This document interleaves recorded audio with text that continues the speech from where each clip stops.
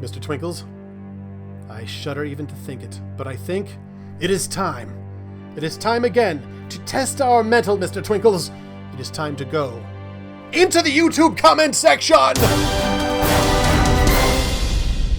Mr. Twinkles, today we're going to look at the comments under the video Evolution Fails All By Itself from the Sin Hound series. These are comments we haven't seen yet. I don't know what they say, but we're going to look at it. We're going to find out, and we're going to answer together. To the comments! Oh, the 131st T. Hambro wrote a comment, and another comment, and another comment, and another comment, and another comment, and another comment, and another comment, and another comment, and another comment, and another comment, and another comment, and another comment, and another comment, and another comment. Whew. I think, I don't know how to pronounce this. The 133rd Hambro, I think he has now provided more content on this website than either of us have, Mr. Twinkles. Do we have to start paying him? Last Hambro, if you could fill out a W-9 and email it to us, that'd be great. Let's just pick a couple at random. What do you think? All right, let's see what they say. Last Hambro, he's so hammy-hamtastic. Hambro, hammy-hamtastic. Leet Hambro? The 133rd Hambro? What is it? I'm just going to call you Hambro. Hammerbro? Hammerbro. Look, Hammy. All right, so Hammy says, take something else, a bottle, now in the kitchen. You will need to fill it with milk or something. Now bring it to a lab and copy and paste it. Copy and paste it? We're going to copy and paste a bottle of milk? Dude, if you think you're capable of copying and pasting a bottle of milk, you've been online too long, or maybe you're a game designer that's losing touch with reality. You can't copy and paste a bottle of milk. Like if you have a digital rendering of a 3D bottle of milk, you can copy and paste that, but that's not the same thing as a real bottle of milk. Mr. Twinkles, help. Yeah, Unity's great, but you gotta see the real world sometime. Open those windows up and just look outside. It's different. You'll notice some differences. I'm going to keep reading and see if I can figure out your point. Let's see. Now bring it to a lab and copy and paste it. Now they're used to hold acid, and one bottle was made differently so it resists acid. The others weren't and now were broken. That's natural selection after migration. Now to make more versions of your bottle, you've just gained acid resistance. The change in the environment must mean something to an organism. That organism needs to reproduce. Okay. This is as convoluted as a metaphor can be, but hey, that's what science is all about, right, Mr. Twinkles? So here's the thing. In order for because one bottle was made differently so it resists the acid. The point is, for your metaphor to work, you have to have a population of bottles, some of which are resistant to acid already, and others are not. Because if you have a population of bottles that are, let's say they're plastic and it's a corrosive acid that melts plastic. If you take those bottles and you fill them with acid, they all are destroyed. And that's the end of the population. So if you've got some that are plastic and some are glass so that the glass ones can resist the acid and not be destroyed, that has to exist before you take it to the lab and fill it with acid. So if you take this in terms of a population, let's say you've got a population of fish and they swim from one part of the river to a far part of the river where, let's say the acidity is different. That's entirely possible because of various things.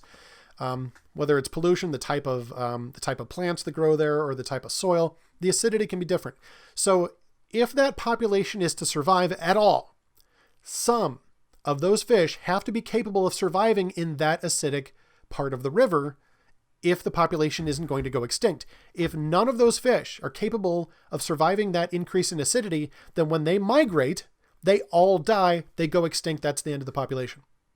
So what your metaphor shows is that in order for a change in the environment and that kind of survival of the fittest thing to happen, for that kind of adaptation to evolve, the change that allows them to survive has to exist before it is needed, which means it already exists in the population, which means they already have the genes for it, even if it's not being expressed at the time. Good example of this, Mike Snavely from Mission Imperative talks about having a dog. He was raised in South Africa. And then he came to the United States, moved to like Minnesota to go to school. So his dog, which was from, again, Southern Africa, where it's hot all the time, was brought to Minnesota. And in the winter, the dog grew this giant fluffy fur coat, which he had never done before, because in Africa, you don't get cold winters in South Africa there. So he never had a northern United States winter. So that dog had never grown that kind of coat. But when he was brought here to the northern part of the country over the winter, he had the genes to help him grow that coat to survive the winter. So his, whatever population that dog was from in Africa could have gone generations and never grown that coat, but they were passing those genes on. So his parents and grandparents, whatever, at some point, if you follow his family tree back, you probably get to some point where that gene was expressed. But at the very least, you have a population where that gene existed. So you have to have more genetic information than is needed, which points toward more genetic diversity in the past, more genetic density in the populations of the past, which is the exact opposite of evolution.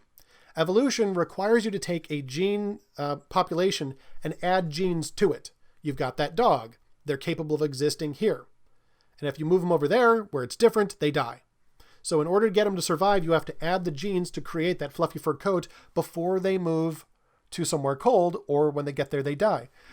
So when we study populations and genetics like this, what we wind up learning is that when you follow a population into its past, you don't wind up with less gene density, less genetic information in the past. You wind up with more, which is the creation model, that God created everything perfect according to its kind, with the ability to have genetic variation so that the populations could diversify and fill the earth.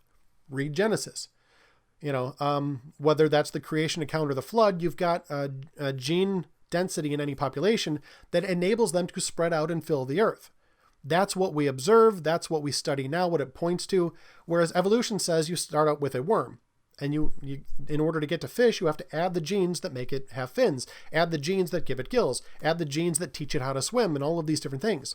So your metaphor, while it makes me thirsty for a glass of milk, oddly enough, actually, when applied to genetics, shows that genetics points toward the creation model and not the evolution model. It's the opposite of what evolution would require.